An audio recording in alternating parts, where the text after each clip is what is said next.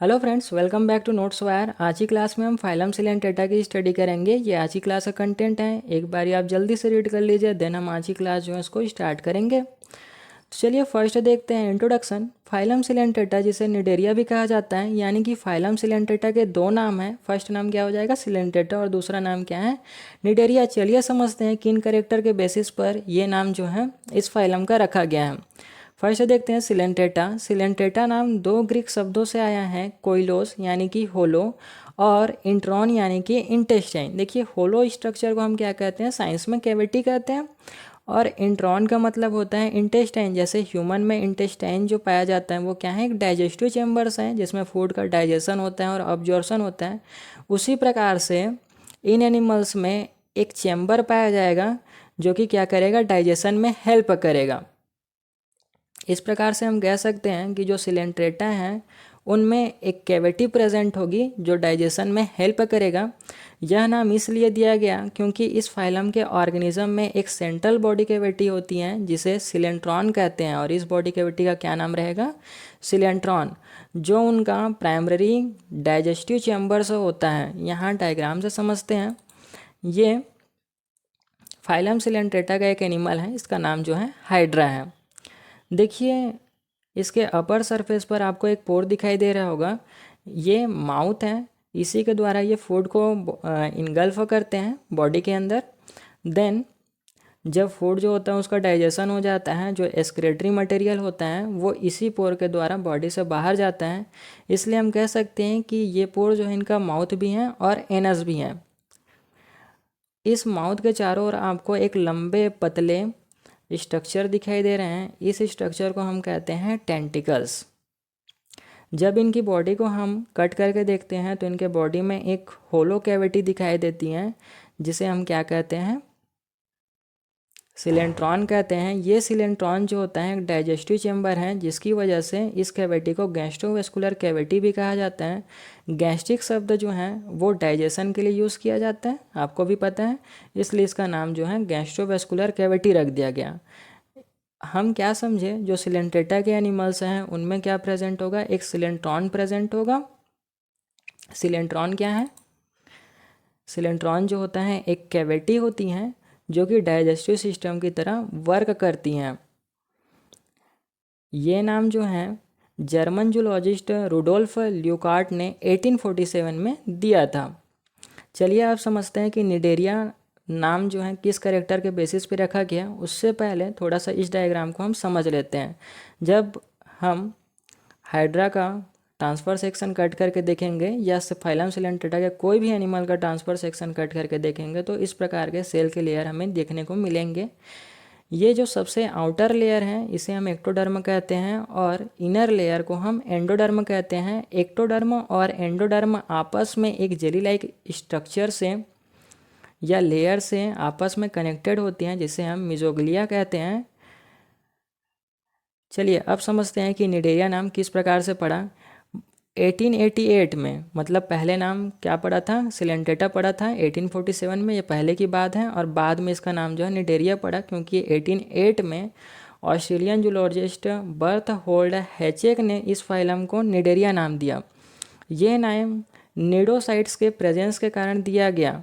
देखिए यहाँ पे आप एक्टोडर्म में देख सकते हैं, ये एक्टोडर्म जो होता है ये सबसे बाहरी लेयर एपिडर्मिस का फॉर्मेशन करता है, ये भी याद रखिएगा।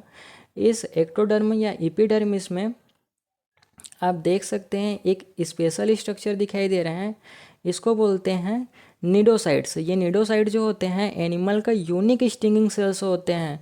जैसे आपने स्नेक में देखा है ना, स्नेक के पास क्या होते हैं, स्टिंगिंग सेल्स पाए जाते हैं, दंश कोशिका पाई जाएगी। उसी प्रकार से इनमें दंश कोशिका पाई जाती हैं जो कि क्या करती हैं, स्नेक में डसने का काम करती हैं, तो इसमें भी ये डसने का काम करेगी। नीडोसाइट्स में निमोसिस्ट होती हैं जो प्रे को पैरालाइज करने में और प्रोटेक्शन करने के लिए यूज़ होती हैं। इसमें आपको एक कैप्सूल येलो कलर का दिखाई दे रहा है। इस कैप्सूल में निमेटोसिस्ट एक टॉक्सिक केमिकल्स होता है प्रेजेंट होता है जो कि फिनॉल और प्रोटीन से मिलकर बना होता है। जैसे ही इनके पास जो है कोई भी प्रे आता है, यानी कि इनका शिकार आता है, तब ये जो निडोसाइट्स हैं वो क्या हो जाएंगे, एक्टिव हो जाएंगे और ये क्या हो जाएंगे, इंटर कर जाएंगे जो इनके प्रे हैं, शिकार हैं उनके ऊपर, जिससे इनका शिकार जो है वो पैरालाइज हो जाएंगे। साथ ही साथ अगर इनके पास कोई इनके शिकारी आते हैं तो भी ये एक्टिव हो जाते हैं और इनसे शिकार से बचने में हेल्प करते हैं। ये जो निडोसाइट्स सेल्स होते हैं, स्टिंगिंग सेल, ये सबसे ज़्यादा किस में प्रेजेंट होंगे, तो टेंटिकल्स में प्रेजेंट होते हैं और इनके बॉडी में कुछ निडोसाइट्स सेल्स जो होते हैं वो प्रेजेंट होते हैं, सबसे ज़्यादा टेंटिकल्स में ये प्रेजेंट होंगे। एक चीज़ें और याद रख लेना, ये जो एंडोडर्मिस है ना, ये जो गैस्ट्रोवास्कुलर कैविटी हैं, इसके सबसे बाहरी लेयर को क्या कहते हैं, गैस्ट्रोडर्मिस कहते हैं, जो कि एंडोडर्मिस से मिलकर बनी होती हैं। इस प्रकार हमने क्या देखा कि जो निडेरियंस हैं या सिलेंट्रेटा हैं, इन फाइलम के एनिमल्स में एक सिलेंट्रॉन होना चाहिए और साथ ही साथ क्या प्रेजेंट होना चाहिए, निडोसाइट्स प्रेजेंट होना चाहिए, तब उसे हम क्या कहेंगे, फाइलम सिलेंट्रेटा के ऑर्गेनिज्म कहेंगे, एनिमल कहेंगे। नेक्स्ट देखते हैं डेफिनेशन, सिलेंट्रेटा जिसे निडेरिया भी कहा जाता है। सिलेंट्रेटा क्यों कहा जाता है, क्योंकि इनके पास क्या प्रेजेंट है, एक गैस्ट्रोवेस्कुलर कैविटी प्रेजेंट है। और निडेरिया क्यों कहा जाता है, क्योंकि इनके पास स्टिंगिंग सेल्स प्रेजेंट है। एक फाइलम है जिसमें ऐसे एक्वेटिक इन्वर्टिब्रेट्स आते हैं, यानी कि वाटर में रहने वाले इन्वर्टिब्रेट एनिमल्स हैं, जिनके पास एक सेंट्रल गैस्ट्रोवेस्कुलर कैविटी होती हैं और इनमें स्टिंगिंग सेल्स या निडोसाइट्स जो होते हैं वो प्रेजेंट होते हैं, जो उनके डिफेंस और प्रे कैप्चर करने में मदद करते हैं, क्योंकि उसमें क्या प्रेजेंट होता है, निमोसाइट्स, जो टॉक्सिक मटेरियल्स होते हैं जिसके माध्यम से वो प्रे को क्या कर देते हैं, घायल कर देते हैं, पैरालाइज कर देंगे। चलिए अब जनरल कैरेक्टरिस्टिक को समझते हैं। हैबिटेट यानी कि वास स्थान, कि किस स्थान पर ये रहते हैं। जैसे हमें पता चला कि ये क्या होते हैं, एक्वेटिक इन्वर्टिब्रेट्स हैं।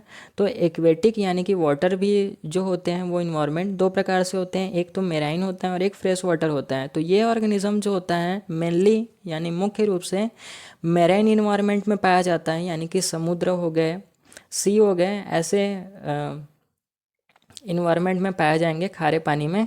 और साथ ही साथ कुछ स्पीसीज जो होते हैं वो फ्रेश वाटर में भी पाए जाते हैं। फ्रेश वाटर में पाया जाने वाला एनिमल, जैसे कि हमने हाइड्रा को देखा ना अभी डायग्राम, वो किस में पाया जाएगा, तो वो फ्रेश वाटर में पाया जाएगा, नदी तालाब के पानी में पाया जाएगा।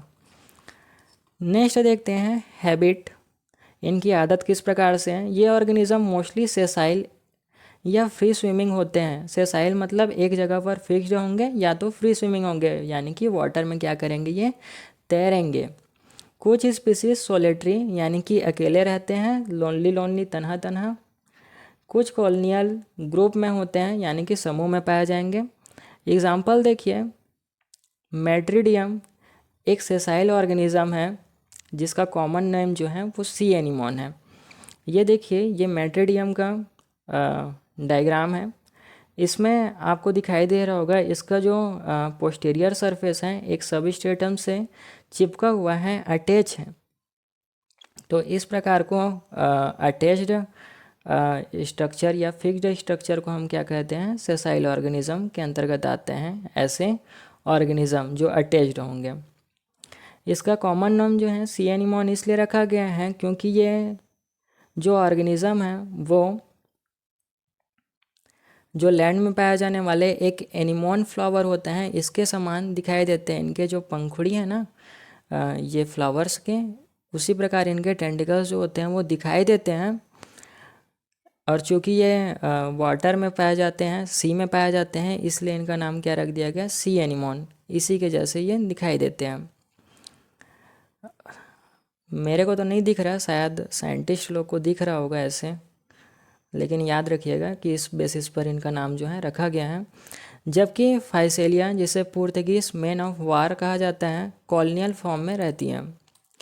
ये देखिए, ये फाइसेलिया का डायग्राम है। यहाँ पे आपको एक स्पेसिफिक स्ट्रक्चर दिखाई दे रहा होगा जिसे हम निमेटोफोर कहते हैं। ये कॉलोनी के फॉर्म में होते हैं। इसमें अलग अलग प्रकार के जोइड्स जो होते हैं वो एक कॉलोनी बनाते हैं, जिससे ये सारे ऑर्गेनिज्म जो होते हैं वो एक साथ कॉलोनी के फॉर्म में अपना लाइफ साइकिल जो होता है उसको कंप्लीट करते हैं। ये निमेटोफोर जो होता है, ये पूरा स्ट्रक्चर जो है निमेटोफोर है। इसके माध्यम से ये ऑर्गेनिज्म जो होते हैं वो वाटर में फ्लोट करते हैं। देखिए इसका नाम पुर्तगीज मैन ऑफ वार इसलिए रखा गया है क्योंकि जो पुराने ज़माने के जो पुर्तगाली लोग थे ना, युद्ध के दौरान इस प्रकार के शिप का यूज़ करते थे, जिसमें ये आपको पाल दिखाई दे रहे हैं, ये कपड़े का स्ट्रक्चर होता है। ये क्या करते हैं, जो शिप होता है ना उसको समुद्र में फ्लोट करने में हेल्प करते हैं, और इसी पाल के समान इनका स्ट्रक्चर होता है जो कि पूरे कॉलोनी को फ्लोट करने में हेल्प करता है, इसीलिए इसका नाम रख दिया गया है पुर्तगीज मैन ऑफ वार। जैसे आपने समुद्री लुटेरा वाला मूवी देखा होगा ना, तो इस प्रकार का जहाज़ आपको या शिप जो है आपको देखने को मिला होगा। जैक स्पैरो वाला मूवी देखा होगा आपको, उसमें इस प्रकार के जहाज़ जो हैं आपको देखने को मिलते हैं। नेक्स्ट देखते हैं सिमेट्री। निडेरियंस का body structure radial symmetry show करता है। पहले सिमेट्री को समझते हैं। देखिए, जब किसी एनिमल्स को या मटेरियल्स को दो इक्वल हाफ में हम डिवाइड कर सकते हैं तो इसे हम बायलेटरल सिमेट्री कहेंगे। जब इसे दो से अधिक इक्वल हाफ में डिवाइड कर पाएंगे तो इसे हम रेडियल सिमेट्री कहेंगे। जैसे यहाँ पे देखिए, ये मेट्रिडियम का क्या है, डायग्राम है। ये मेट्रिडियम आपने देखा, सी एनिमोन। इसमें क्या होगा, देखिए जब इसको हम यहाँ से डिवाइड करते हैं तो ये दो इक्वल हाफ में डिवाइड हो गया। जब इसको इस सेंटर से भी डिवाइड करते हैं तो भी ये दो इक्वल हाफ में डिवाइड हो सकता है। यहाँ से भी कर सकते हैं तो दो इक्वल हाफ में डिवाइड हो सकते हैं। तो इस प्रकार जब हम दो से अधिक इक्वल हाफ में डिवाइड कर पाएंगे तो वो कहलाएगा रेडियल सिमेट्री। यहाँ पे देखिए, ये फाइलम पोरीफेरा का एनिमल है जिसे हम स्पंज भी कहते हैं। मान लीजिए अगर मैं यहाँ से इसको डिवाइड करता हूँ तो क्या ये दो इक्वल हाफ में डिवाइड हो पाएंगे? नहीं हो पाएंगे। आप किसी भी जगह से इसको डिवाइड करने की कोशिश करें, ये दो इक्वल हाफ में डिवाइड नहीं होंगे। तो ऐसे ऑर्गेनिज्म को हम क्या कहेंगे, एसिमेट्री कहेंगे या नो सिमेट्री कहेंगे, मतलब सिमेट्री प्रेजेंट नहीं है। जबकि जो फाइलम निडेरिया है उसके एनिमल्स का जो बॉडी स्ट्रक्चर होता है वो रेडियल सिमेट्री होता है, यानी कि इसको हम एक से अधिक इक्वल प्लेन में क्या कर सकते हैं, डिवाइड कर सकते हैं इस प्रकार से। चलिए नेक्स्ट देखते हैं लेवल ऑफ ऑर्गेनाइजेशन। निडेरिया के पास टिश्यू लेवल ऑफ ऑर्गेनाइजेशन होता है, यानी कि इनके सेल जो होते हैं उनमें टिश्यू का फॉर्मेशन हो जाता है। टिश्यू क्या है भैया, कि एक समान कार्य करने वाले सेल का ग्रुप होता है जो एक समान फंक्शन परफॉर्म करेंगे। मतलब इनकी बॉडी सेल में टिश्यू में ऑर्गेनाइज्ड होती हैं, लेकिन ऑर्गन्स और ऑर्गन सिस्टम जो होता है वो डेवलप नहीं होता। देखिए, जिस एनिमल में अगर टिश्यू और ऑर्गन आपको दिखाई दे रहे हैं तो ऐसे एनिमल्स को हम यूमेटाजोआ के अंतर्गत रखते हैं, जबकि जिनमें टिश्यू का फॉर्मेशन या ऑर्गन का फॉर्मेशन नहीं होता है ऐसे एनिमल को हम पैराजोआ कहते हैं। जैसे फाइलम पोरीफेरा में देखा था, केवल फाइलम पोरीफेरा के एनिमल्स ही पैराजोआ के अंतर्गत आते हैं, बाकी सभी एनिमल्स जो हैं वो यूमेटाजोआ के अंतर्गत आएंगे। देखिए, इसमें जो सारे सेल्स हैं वो टिश्यू का फॉर्मेशन नहीं करेंगे, लेकिन कुछ सेल्स जो हैं वो टिश्यू का फॉर्मेशन करेंगे, जैसे नर्व सेल, मसल सेल और सेंसरी सेल। नर्व सेल क्या करेगा, पूरे बॉडी को कंट्रोल करने का काम करेगा, इनके टिश्यूज जो हैं। मसल सेल के टिश्यू क्या करेंगे, बॉडी को मूवमेंट में हेल्प करेंगे, क्योंकि मसल में क्या होता है, कॉन्ट्रैक्शन और रिलैक्सेशन होता है, जिसकी मदद से बॉडी में मूवमेंट होता है। सेंसरी सेल क्या करेगा, विभिन्न प्रकार के स्टिमुलस को रिसीव करेगा, जैसे लाइट हो गया, टेम्परेचर हो गया, और इनके फूड हो गए, और इनके जो प्रीडिएटर हैं उनको भी ये क्या कर लेंगे, इन सेंसरी सेल के माध्यम से सेंस कर लेंगे और उससे फिर रिस्पॉन्स करेंगे। नेक्स्ट देखते हैं जर्म लेयर्स, या जिसे हम बॉडी लेयर्स कहते हैं। ये बॉडी लेयर्स जो होते हैं वो एम्ब्रियोनिक स्टेज के आधार पर इन्हें क्लासीफाई किया गया है कि दो प्रकार के लेयर्स पाए जाएंगे, डिप्लोब्लास्टिक या ट्रिप्लोब्लास्टिक। तो ट्रिप्लोब्लास्टिक जिनमें 3 जर्म लेयर पाया जाएगा, और डिप्लोब्लास्टिक जिनमें 2 जर्म लेयर्स पाया जाएंगे एम्ब्रियोनिक स्टेज के समय। इन ऑर्गेनिज्म के पास डिप्लोब्लास्टिक बॉडी होती हैं, यानी कि इनकी बॉडी 2 जर्म्स लेयर में से बनी होती हैं, एक्टोडर्मा और एंडोडर्मा। हमने पहले भी बात किया था कि इनकी जो बॉडी लेयर्स हैं वो 2 लेयर्स में डिवाइड होती हैं, एक्टोडर्मा और एंडोडर्मा। अगर तीसरा लेयर प्रेजेंट होता जिसे हम मेसोडर्मा कहते हैं तो ये ट्रिप्लोब्लास्टिक हो जाता, लेकिन एक्टोडर्मा और एंडोडर्मा बस प्रेजेंट हैं, इसलिए ये डिप्लोब्लास्टिक एनिमल्स हैं। देखिए, इसमें कुछ और सेल्स भी दिखाई दे रहे हैं, इन सेल्स को भी थोड़ा सा डिस्कस कर लेते हैं। एक्टोडर्मा में आपको इपिथीलियो मस्कुलर सेल दिखाई दे रही हैं, ये इपीथीलियो मस्कुलर सेल जो होती हैं, इसमें इपीथीलियो जो होता है या इपीथीलियल सेल जो होता है जो एपिडर्मिस का फॉर्मेशन करता है, ये सेल जो होते हैं बॉडी को प्रोटेक्शन करने का काम करेंगे। साथ साथ इसमें मस्कुलर भी लिखा है, यानी कि इन सेल में क्या होगा, कॉन्ट्रेक्शन और रिलैक्सेशन होगा, जिसकी मदद से ये क्या कर सकते हैं, एनिमल जो है अपना बॉडी शेप को थोड़ा बहुत चेंज कर सकते हैं, साथ ही साथ मूवमेंट कर सकते हैं। इसी एक्टोडर्म में निडोसाइट्स प्रेजेंट होते हैं, स्टिंगिंग सेल्स, और साथ ही साथ इनमें स्कैटर्ड होते हैं, एक्टोडर्मिस और एंडोडर्मिस दोनों में प्रेजेंट होते हैं इंटरटीशियल सेल। ये इंटरटीशियल सेल क्या करते हैं कि इनके अगर सेल्स जो होते हैं वो इनके बॉडी में सेल्स जो हैं अगर डैमेज हो गए तो उनको रिपेयर करने का काम करेंगे, साथ साथ इनके बॉडी में नए सेल का फॉर्मेशन करने का काम किसका है, इंटरटीशियल सेल्स का है। अब एंडोडर्म लेयर में देख लेते हैं। एंडोडर्म लेयर में है न्यूट्रेटिव मस्कुलर सेल्स, ये एंडोडर्म है, ठीक है, और ये बीच का क्या है, गैस्ट्रोवेस्कुलर कैविटी है, सिलेंट्रॉन है, ये इसी में लाइंड होते हैं, आपको दिखाई दे रहा होगा। इसमें न्यूट्रेटिव और मस्कुलर सेल लिखा हुआ है। न्यूट्रेटिव मतलब जो क्या करेगा, न्यूट्रिशन को अब्जॉर्ब करेगा, और साथ ही साथ मस्कुलर सेल है मतलब इसमें क्या होगा, मूवमेंट होगा, कॉन्ट्रेक्शन और रिलैक्सेशन होगा। नेक्स्ट है ग्लैंड सेल। ग्लैंड सेल ये आपको दिखाई दे रहा होगा। ये ग्लैंड सेल जो होता है ये गैस्ट्रोवेस्कुलर कैविटी में क्या करेगा, एंजाइम का सिक्रीशन करेगा, जिसको जो फूड है वो डाइजेस्ट हो सके। फूड वैक्यूल्स ये आपको दिखाई दे रहे होंगे, ये फूड वैक्यूल्स हैं। ये वैक्यूल्स क्या करते हैं, जो इनगल्फ फूड है ना, जो माउथ से इनगल्फ कर लिया गया है, उस फूड को यहाँ पे स्टोर किया जाता है, जिससे बाद में इनका डाइजेशन होता है। इससे आप क्या समझ सक रहे हैं कि एक डाइजेशन जो है कहाँ होगा, एक्स्ट्रा सेलुलर स्पेस में होगा, यानी कि जो कैविटी है वहाँ से डाइजेशन होगा, और एक जो होगा सेल के अंदर होगा, जिसे हम इंट्रासेलुलर डाइजेशन के नाम से जानते हैं। इसमें दो प्रकार का डाइजेशन हमें देखने को मिलेगा। एक और इम्पॉर्टेंट करेक्टरिस्टिक आपको देखने को मिल गया। नेक्स्ट देखते हैं सीलोम। सीलोम की बात करते हैं। सीलोम क्या होता है, एक बॉडी कैविटी होता है। निडेरियन सीलोमेट होते हैं, यानी इनकी बॉडी में एसिलोमेट होते हैं, यानी कि इनके बॉडी में सीलोम जो होता है वो प्रेजेंट नहीं होता। जीन एनिमल्स या जो एनिमल्स डिप्लोब्लास्टिक होते हैं ना, उन एनिमल्स को आप एसिलोमेट कह सकते हैं। सारे एनिमल्स जो होते हैं एसिलोमेट होगा, क्योंकि सीलोम का फॉर्मेशन जो है वो मेसोडर्म से होता है, जबकि डिप्लोब्लास्टिक जो एनिमल्स होते हैं उनमें मेसोडर्म का लेयर ही नहीं पाया जाता, तो सीलोम कहाँ से फॉर्मेशन होगा। चलिए थोड़ा सा सीलोम को भी देख लेते हैं। सीलोम का एक पर्टिकुलर वीडियो आपको हमारे चैनल में मिल जाएगा, इसको फ्यूचर में मैं थोड़ा सा बनाऊंगा, इसके लिए थोड़ा सा लेट है, इसलिए हम इसको थोड़ा सा समझ लेते हैं। देखिए ये एक्टोडर्म है, सबसे आउटर लेयर, बीच का लेयर मेसोडर्म है, और एंडोडर्म जो है सबसे अंदर का लेयर है, ठीक है। अगर ये तीनों लेयर प्रेजेंट हैं तब कहलाएगा वो सीलोम। लेकिन इसमें भी सीलोम का दो पार्ट्स में डिवाइड किया गया है। अगर जो मेसोडर्म है उसमें अगर एक कैविटी का फॉर्म होता है इस प्रकार से, जिसमें फ्लूइड जो होता है भरा होता है, तो इस प्रकार से मेसोडर्म में अगर कैविटी का फॉर्म होता है तो इसे हम ट्रू सीलोम कहते हैं या सीलोमेट कहते हैं ऐसे ऑर्गेनिज्म को।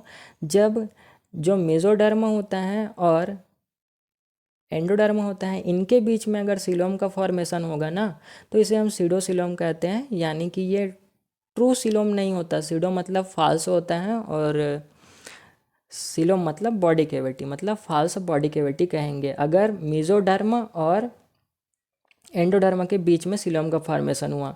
अगर मेसोडर्म में ही सीलोम का फॉर्मेशन हो रहा है तब तो इसे हम कहेंगे ट्रू सीलोम या सीलोमेट। नेक्स्ट देखते हैं नर्वस सिस्टम। फाइलम निडेरिया के ऑर्गेनिज्म में नर्वस सिस्टम बहुत सिंपल और बेसिक होते हैं, जो इनके प्रिमेटिव नेचर को रिफ्लेक्ट करते हैं, क्योंकि ये प्रिमेटिव ऑर्गेनिज्म है। इन ऑर्गेनिज्म में कोई सेंट्रलाइज्ड नर्वस सिस्टम नहीं होता जैसे कि ब्रेन या स्पाइनल कॉर्ड, बल्कि एक नर्व नेट होता है। देखिए इसमें क्या होगा, इनके बॉडी में नर्व सेल जो हैं वो क्या होंगे, सब जगह प्रेजेंट होंगे और आपस में ये कनेक्टेड होंगे, जिससे एक नेट का फॉर्मेशन करेंगे, जिसे हम नर्व नेट के नाम से जानते हैं। ये प्रिमिटिव टाइप का नर्वस सिस्टम है, जिसमें नर्व सेल जो होते हैं आपस में टिश्यू का फॉर्मेशन करते हैं। ये क्या करेगा, बॉडी को कंट्रोल और कोऑर्डिनेट करने में हेल्प करते हैं ये नर्वस सिस्टम जो होते हैं। नेक्स्ट देखते हैं स्केलेटन। इसको थोड़ा सा ध्यान से समझिएगा, स्केलेटन को समझना बहुत ज़रूरी है। निडेरियंस में मोस्टली स्केलेटन जो होते हैं वो नहीं होते, अधिकतर ऑर्गेनिज्म में स्केलेटन जो है वो नहीं पाया जाएगा, यानी कि कंकाल तंत्र। लेकिन कुछ ऑर्गेनिज्म में हाइड्रोस्टैटिक स्केलेटन प्रेजेंट होता है। हाइड्रोस्टैटिक स्केलेटन कहने का मतलब ये है कि जो आपने कैविटी देखा था ना सिलेंट्रॉन, उसमें क्या होगा, फ्लूइड जो होगा वो भरा होगा, जिसकी मदद से जो इनका शेप है और इनके बॉडी को सपोर्ट जो होता है ये फ्लूइड जो होता है वो प्रोवाइड करती है। या कैलकेरियस स्केलेटन जो होता है वो देखने को मिलता है। देखिए कैलकेरियस स्केलेटन जो है वो किससे फॉर्म होगा, तो कैल्शियम कार्बोनेट से फॉर्म होगा। ऐसे ऑर्गेनिज्म जो कैल्शियम कार्बोनेट का सिक्रीशन करते हैं और कैलकेरियस स्केलेटन का फॉर्मेशन करते हैं, उन्हें कोरल से कहते हैं। ये स्केलेटन जो होते हैं ना एक्सो स्केलेटन होते हैं, यानी कि बॉडी से बाहर होंगे। जैसे आपने गाय भैंस बैल देखे होंगे, इनमें क्या होते हैं, जो सींग होते हैं ना वो क्या होते हैं, बॉडी से बाहर होते हैं। तो इस प्रकार के स्केलेटन को हम क्या कहेंगे, एक्सो स्केलेटन कहेंगे, जो बॉडी से बाहर होंगे। और ये जो सींग होते हैं, अगर हम गाय बैल भैंस की बात करते हैं एनिमल्स में, ऐसे एनिमल्स में, तो ये सींग जो होते हैं प्रोटेक्शन का काम करते हैं। उसी प्रकार से जो निडेरियंस में जो कैलकेरियस स्केलेटन फॉर्म करने वाले ऑर्गेनिज्म हैं, उनमें भी ये जो प्रेजेंट होंगे कैलकेरियस स्केलेटन, ये भी प्रोटेक्शन का फंक्शन करेंगे। थोड़ा सा इसको समझते हैं कोरल्स को।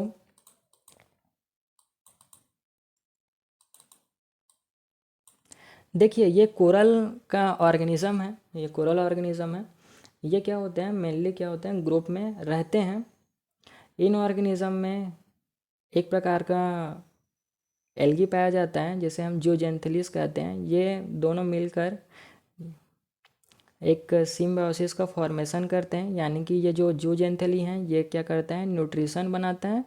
न्यूट्रिशन यानी कि फूड का फॉर्मेशन करते हैं, क्योंकि हमें पता है एल्गी क्या कर सकते हैं, फोटोसिंथेसिस कर सकते हैं, उसके माध्यम से फूड तैयार करते हैं। और फूड तैयार करने के बाद कोरल्स को देते हैं, जबकि कोरल्स जो होते हैं इनको प्रोटेक्शन प्रोवाइड करते हैं।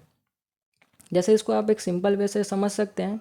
आप क्या करते हैं, मेरे वीडियो को वॉच करते हैं, अपने दोस्तों के साथ शेयर करते हैं, और जिससे मेरे को क्या मिलता है, मोटिवेशन मिलता है। एक एक्टिवली आप फंक्शन परफॉर्म करते हैं, जिससे मैं मोटिवेट होता हूँ और आपको एक बेटर से बेटर तरीके से समझाने की कोशिश करता हूँ, जिससे हम दोनों का फ़ायदा होता है। इसी प्रकार से ये दोनों एक दूसरे को फ़ायदा बेनिफिट पहुँचाते हैं। ये अपना न्यूट्रिशन दे दिया इसको, जिससे इसको न्यूट्रिशन मिल गया, और ये जो ऑर्गेनिज़म है इनको शेल्टर प्रोवाइड कर दिया, जिससे ये अपना लाइफ है उसको लाइफ साइकिल है उसको कंप्लीट करेगा। देखिए जो कोरल्स होते हैं वो कैल्शियम कार्बोनेट का सिक्रीशन करते हैं, जिससे इनके बाहर जो है एक प्रकार का एक्सोस्केलेटन जो होता है वो फॉर्म होता है, जो इनका प्रोटेक्शन का काम करता है।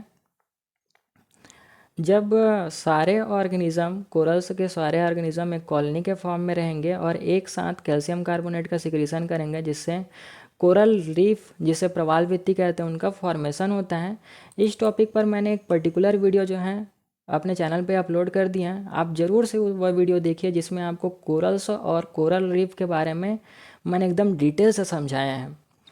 नेक्स्ट देखते हैं, नेक्स्ट कैरेक्टरिस्टिक है बॉडी फॉर्म्स।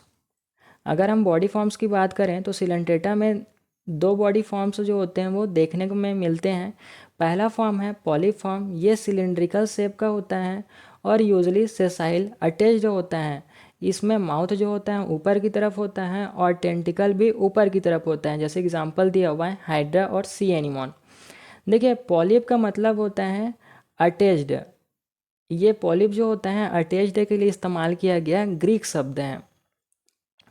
जो एनिमल अटैच्ड होंगे वो क्या कहलाएंगे, पॉलिप कहलाएंगे। जैसे हमने मेट्रिडियम में देखा कि ये सब स्टेटम से अटैच्ड होते हैं, उसी प्रकार से हाइड्रा भी जो होता है वो सब स्टेटम से अटैच्ड होते हैं। इनमें कुछ और खासियत देखने को मिलता है, जैसे ये सिलेंड्रिकल शेप के होते हैं, आपको दिखाई दे रहे होंगे, कैसे दिखाई दे रहे हैं, सिलेंडर के समान, और यूजली सेसाइल होते हैं। इसमें माउथ जो होता है ऊपर की तरफ होता है। हमने देखा माउथ और टेंटिकल कैसे हैं, ऊपर की तरफ इसमें दिखाई देते हैं कि इस फॉर्म में, पॉलिप फॉर्म में इस प्रकार जो पॉलीफॉर्म होता है इसके 3 कैरेक्टरिस्टिक आप जान के रखिए कि ये सेसाइल होते हैं, यानी कि एक जगह पर अटैच्ड रहेंगे। अटैच्ड होने की वजह से इनको हम ग्रीक शब्द में पॉलिप कहते हैं, और इनका जो माउथ है वो अपर सरफेस पर प्रेजेंट होगा और टेंटिकल्स भी ऊपर की साइड में ही प्रेजेंट होगा। नेक्स्ट फॉर्म देखते हैं मेड्यूसा। ये बेल शेप्ड होते हैं।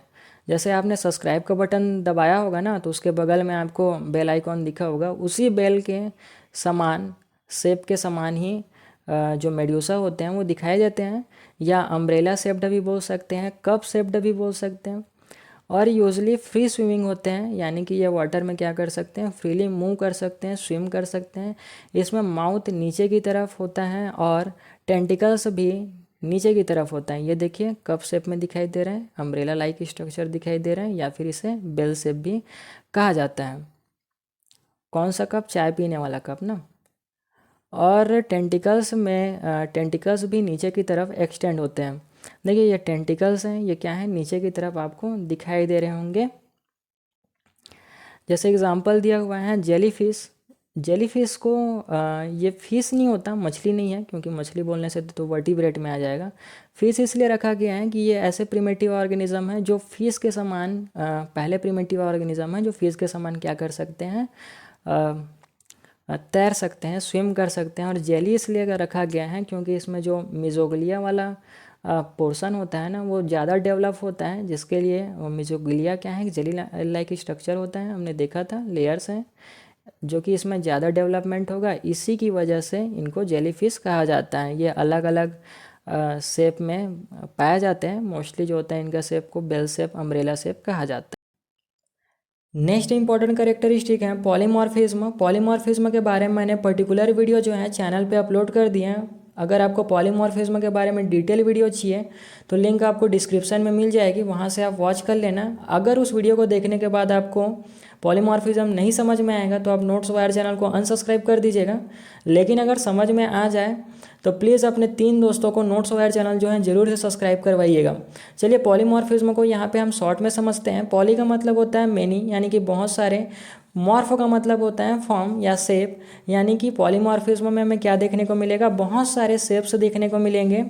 निडेरियंस में पॉलीमॉर्फिज्म देखने को मिलता है जिसमें एक स्पीसीज़ के अलग अलग फॉर्म्स, जिन्हें हम जॉइंट्स कहते हैं, जो अलग अलग फंक्शन को परफॉर्म करते हैं। ये जॉइंट्स जो होते हैं आपस में कॉलोनी के रूप में रहते हैं और अपना लाइफ साइकिल को कंप्लीट करते हैं। देखिए स्पीसीज़ किसे कहेंगे, ये ऑर्गेनिज्म का समूह होता है जिसमें जो ऑर्गेनिज्म होते हैं आपस में रिप्रोडक्शन करके क्या कर सकें, बेबी को जन्म दे सकें, संतानोत्पत्ति कर सके। तो ऐसे ऑर्गेनिज्म का समूह क्या कहलाएगा, स्पीसीज़ कहलाएगा। जब हम पॉलीमॉर्फिज्म की बात करते हैं तो एक स्पीसीज़ में जो ऑर्गेनिज्म पाए जाएंगे वो अलग अलग फॉर्म्स में पाए जाएंगे, यानी कि उनका शेप जो होगा वो डिफरेंट होगा, साथ ही साथ वो अलग अलग फंक्शन भी परफॉर्म करेंगे।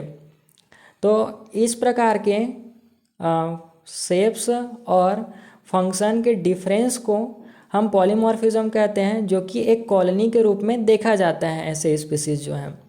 एग्जाम्पल है फाइसेलिया।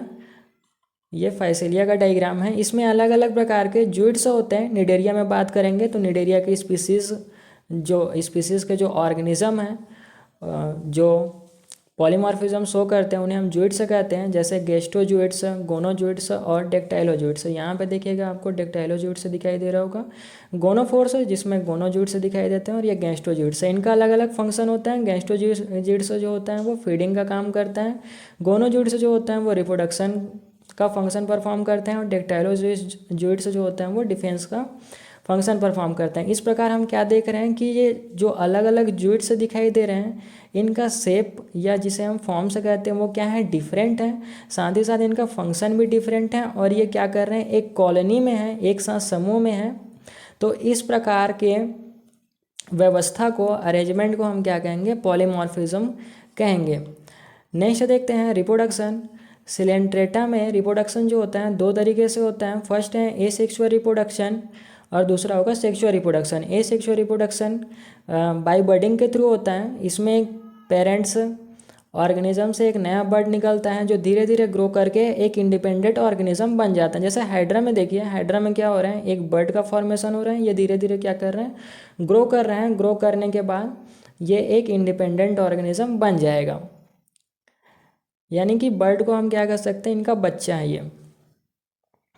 तो इस प्रकार बर्डिंग जो होता है एसेक्सुअल रिप्रोडक्शन है, जिसमें एक पेरेंट्स जो होता है वो प्रेजेंट होता है। इसी प्रकार से फिजन जो होता है ये भी एसेक्सुअल रिप्रोडक्शन का टाइप होता है। इसमें एक ऑर्गेनिज्म अपनी बॉडी को 2 या ज़्यादा पार्ट्स में डिवाइड करता है और हर पार्ट से एक नया ऑर्गेनिज्म जो होता है वो बन जाता है। जैसे सी एनिमोन में देखिए, यहाँ पे सी एनिमोन है ये पहले इनलार्ज होगा, इनलार्ज होने के बाद इनके बॉडी में डिवीज़न होगा, डिवीज़न होने के बाद ये 2 अलग अलग ऑर्गेनिज्म के रूप में हमें देखने को मिलेगा। इस प्रकार के फिजन को हम बाइनरी फिजन कहते हैं। नेक्स्ट देखते हैं सेक्सुअल रिप्रोडक्शन। इसमें जो मेल और फीमेल जो होते हैं वो अलग अलग होंगे, मतलब 2 पेरेंट्स होंगे। मेल और फीमेल गैमेट्स वाटर में रिलीज होते हैं जहाँ फर्टिलाइजेशन होता है। फर्टिलाइज्ड एग से लार्वा डेवलप होता है जो फिर एक मैच्योर ऑर्गेनिज्म बन जाता है, जैसे जेलीफिश, जिसे हम ऑरेलिया भी कहते हैं। देखिए यहाँ पे मेल मेड्यूसा और फीमेल मेड्यूसा, ये दोनों क्या करेंगे, मेल जो है वो स्पर्म का रिलीज़ करेंगे और जो फीमेल है वो ओवा रिलीज़ करेंगे। ये कहाँ पे फर्टिलाइजेशन होगा, तो ये वाटर में भी हो सकता है और साथ ही साथ जो मेल का स्पर्म है वो फीमेल के अंदर जाके एग को फर्टिलाइज कर सकता है। जब ये अंदर जाके करेंगे तो इसे हम इंटरनल फर्टिलाइजेशन कहेंगे, और जब ये वाटर में होगा ये फर्टिलाइजेशन जो है तो एक्सटर्नल फर्टिलाइजेशन कहलाएगा, जिससे जायगोट का फॉर्मेशन होगा। जायगोट जो है ग्रोथ करेगा, ग्रोथ करने के बाद एक लार्वा का फॉर्म ले लेगा, जिसे हम प्लेनुला लार्वा कहते हैं। याद रखिएगा, जो सिलेंट्रेटा के लार्वा है उसको हम प्लेनुला लार्वा कहते हैं। बाद में ये ग्रोथ होगा इसमें और ये स्काइफोस्टोमा में कन्वर्ट हो जाएगा, यानी कि पॉलिप फॉर्म में कन्वर्ट हो गया, क्योंकि ये सेसाइल हैं, सब स्टेटम से अटैच्ड हैं। फिर ये ग्रोथ होगा इनमें और ग्रोथ होने के बाद फिर ये मेड्यूसा का फॉर्म कर लेगा। इस प्रकार जिन ऑर्गेनिज्म के लाइफ साइकिल में मेड्यूसा और पॉलिप दोनों बॉडी फॉर्म से दिखाई देते हैं, तो ऐसे लाइफ साइकिल वाले ऑर्गेनिज्म को हम क्या कहेंगे, मेटाजेनेसिस कहेंगे। यानी कि अल्टरनेशन ऑफ जनरेशन हो रहा है, एक बार ये पॉलिप का फॉर्मेशन कर रहे हैं, देन ये मेड्यूसा, फिर पॉलिप, फिर मेड्यूसा, तो इसे मेटाजेनेसिस कहते हैं। नेक्स्ट देखते हैं classification of Coelenterata. Phylum Coelenterata को 1940 में एल.एच. हाइमन के द्वारा 3 क्लासेस में क्लासीफाई किया गया। यह क्लासिफिकेशन उनके लाइफ साइकिल में पॉलिप और मेड्यूसा स्टेज के डोमिनेंस के बेसिस पर किया गया।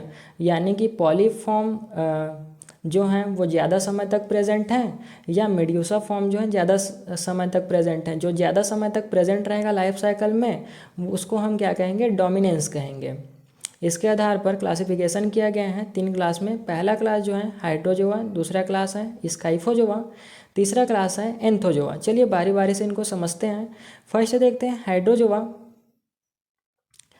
हाइड्रो का मतलब होता है वाटर और जोआ का मतलब होता है एनिमल्स, यानी कि वाटर वाले एनिमल्स। इस क्लास में ज़्यादातर ऑर्गेनिज्म में पॉलिप स्टेज डोमिनेट करती है, यानी कि जो सेसाइल स्टेज है ना, जिसमें अटैच्ड रहते हैं जो ऑर्गेनिज्म है, वो वाली जो बॉडी फॉर्म है वो डोमिनेट करेगी। लेकिन कुछ ऑर्गेनिज्म में मेड्यूसा स्टेज भी प्रेजेंट होती है। यानी कि हम क्या समझ रहे हैं, जो हाइड्रोजोआ क्लास है इनमें पॉलिप और मेड्यूसा दोनों स्टेज वाले ऑर्गेनिज्म जो होते हैं वो प्रेजेंट हो सकते हैं। हाइड्रोजोआ क्लास में ऑर्गेनिज्म जो होते हैं मोस्टली मराइन होते हैं, लेकिन कुछ फ्रेश वाटर इन्वायरमेंट में पाए जाते हैं, जैसे हाइड्रा, ये हाइड्रा है। ओबेलिया, ये कॉलोनी के फॉर्म में पाया जाता है। फाइसेलिया, ये हमने देखा है, जिसे पुर्तगीज मैन ऑफ वार कहा जाता है। यहाँ पे देखिए कुछ और एग्जांपल्स हैं, जैसे ये वेलेला है, यहाँ पे लिखा हुआ है वेलेला। इसे स्मॉल सील भी कहा जाता है क्योंकि ये नाव के समान जो है दिखाई देता है। ये नेक्स्ट एग्जांपल यहाँ पे देखिए ट्यूबुलेरिया। ट्यूबुलेरिया भी एक कॉलोनी के फॉर्म में पाए जाते हैं और ये है पोरपीता। नेक्स्ट देखते हैं ये सी जिंजर है, जिसे मिलियोपोरा कहते हैं। ये अलग अलग स्पीसीज़ के अलग अलग इनका स्ट्रक्चर जो होते हैं वो दिखाई देते हैं। ये अदरक के समान स्ट्रक्चर दिखाई दे रहे हैं, इसलिए इसे सी जिंजर कहा गया है। बुगेनविलिया को देखेंगे तो कुछ इस प्रकार से ये दिखाई देंगे। इस प्रकार से ये किस क्लास के ऑर्गेनिज्म है, तो ये हाइड्रोजोआ के ऑर्गेनिज्म है। इसके और भी एग्जांपल हो सकते हैं, मेनली ये एग्जांपल देखे जाते हैं। स्काइफोजोआ। स्काइफोजोआ शब्द ग्रीक वर्ड स्काइफोस यानी कि कप और जोवंस यानी कि एनिमल से आया है, जिसका मतलब है कप शेप्ड एनिमल, क्योंकि इन ऑर्गेनिज्म का मेड्यूसा फॉर्म जो बेल शेप्ड होता है या कप या अम्ब्रेला शेप जैसा दिखाई देता है। ये देख रहे हैं ना, अम्ब्रेला शेप जैसे दिखाई दे रहे हैं या कप के शेप जैसे दिखाई दे रहा है, इसलिए इसका नाम रखा गया इस क्लास का स्काइफोजोआ। इस क्लास में मेड्यूसा स्टेज डोमिनेट करती हैं और पॉलिप स्टेज या तो अब्सेंट होती हैं या फिर बहुत छोटी होती हैं। छोटी होने से मतलब ये है कि उनका जो लाइफ होता है उस स्टेज का वो थोड़े समय के लिए होता है। ये ऑर्गेनिज्म एक्सक्लूसिवली मराइन होती हैं। हमने क्या देखा, जो हाइड्रोजोआ था उनमें फ्रेश वाटर ऑर्गेनिज्म भी प्रेजेंट थे, लेकिन जो स्काइफोजोआ हैं इनमें केवल मराइन ऑर्गेनिज्म जो होते हैं वो प्रेजेंट होते हैं। जैसे एग्जांपल देखिए, ओरिलिया, ये ओरिलिया है जिसे हम जेली फिश भी कहते हैं। केनिया सन जेली कहा जाता है क्योंकि ये सन के समान चमकते हैं, ये आपको दिखाई दे रहा होगा। राइजोस्टोमा मैनी माउथ कहा जाता है राइजोस्टोमा को, क्योंकि इसमें बहुत सारे माउथ जैसे स्ट्रक्चर जो होते हैं वो दिखाई देते हैं। नेक्स्ट क्लास है एंथोजोआ। एंथोजोआ शब्द ग्रीक वर्ड एंथोस यानी कि फ्लावर और जून्स यानी कि एनिमल से आया है, जिसका मतलब होता है फ्लावर लाइक एनिमल्स। यानी कि जो एंथोजोआ के एनिमल्स हैं इनमें कैसे एनिमल्स को रखा गया है, जो फूल जैसे, फ्लावर जैसे दिखाई देते हैं। इस क्लास में सिर्फ पॉलिप स्टेज होती हैं और मेड्यूसा स्टेज जो होती हैं कम्प्लीटली अब्सेंट होती हैं। ये सेसाइल ऑर्गेनिज्म होते हैं जो अपनी जगह से मूव नहीं कर सकते। एग्जाम्पल है मेट्रिडियम, ये मेट्रिडियम है जिसे हम सी एनिमोन्स कहते हैं।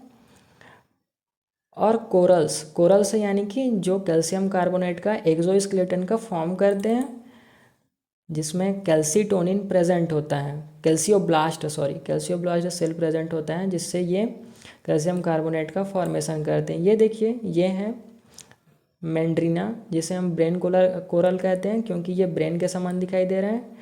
नेक्स्ट कोरल है एस्टेरिस, जिसे हम स्टार कोरल कहते हैं क्योंकि यहाँ पे आप देख रहे हैं स्टार के समान स्ट्रक्चर दिखाई दे रहे हैं ना, इसलिए इसे स्टार कोरल कहा जाता है। नेक्स्ट है गोर्गोनिया, इसे सी फैन कहा जाता है, जो कि पंखे के समान होते हैं। इनके जो ब्रांचेस होते हैं वो पंखे के समान क्या करते हैं, मूव करते हैं। पेनेटुला सी पेन कहा जाता है, जो पुराने ज़माने में कलम होती थी ना, उसी के समान ये दिखाई देता है, इसलिए इसे सी पेन कहा जाता है। और ये सबसे इम्पॉर्टेंट है रेड कोरल, जिसे कोरेलियम कहा जाता है। ये रेड कोरल जो होता है ये इकोलॉजिकल दृष्टि से बहुत इम्पॉर्टेंट है क्योंकि इससे बहुमूल्य ज्वेलरीज बनाए जाते हैं। साथ ही साथ एस्ट्रोलॉजर की दृष्टि से भी ये महत्वपूर्ण होते हैं। इनका उपयोग जो है ग्रह शांति के लिए किया जाता है, जिसका मूंगा जानते हैं ना, मूंगा अंगूठी बनता है, इससे ग्रह शांति में भी हेल्प किया जाता है। फाइलम सिलेंट्रेटा के हमने 3 क्लास देखे। अगर आपको ऑर्डर के बारे में जानना है तो आप यहाँ से एक बारी ज़रूर से रीड कर लीजिएगा। चलिए नेक्स्ट देखते हैं कंक्लूजन। फाइलम सिलेंट्रेटा यानी निडेरिया समुद्री जीवों का एक अनोखा ग्रुप है जो अपने स्टिंगिंग सेल्स और कोरल रिफ्स बनाने की क्षमता रखते हैं। जो कोरल्स होते हैं ना, वो कैल्शियम कार्बोनेट का सिक्रीशन करते हैं, देन बाद में वो कोरल्स रिप के रूप में दिखाई देने लगता है। यह प्राचीन जीव अपने सादगी हैं, यहाँ पे सादियों टाइप हो गया है, सादगी के बावजूद हमें दिखाते हैं कि प्रकृति कितने विचित्र और महत्वपूर्ण हो सकते हैं। देखिए मतलब ये जीव क्या है, एक सिंपल प्रकार के जीव हैं, इसके बावजूद भी ये प्रकृति के कितने विचित्र जीव हैं जो कोरल का फॉर्मेशन करते हैं। इसमें स्टिंगिंग सेल्स प्रेजेंट है, मूवमेंट देखा जाता है, डाइजेशन होता है, तो इतने सारे कैरेक्टरिस्टिक जो हैं इनमें देखने को मिलते हैं। और ये हमें बताती हैं कि प्रकृति में ऐसे बहुत सारे विचित्र जीव हैं जिनकी खोज अभी भी बाकी हैं। नेक्स्ट देखते हैं reference invertebrate zoology doctor PS Verma, protozoa to echinodermata professor RL Kotpal. Thanks for watching, मिलते हैं नए लेक्चर के साथ।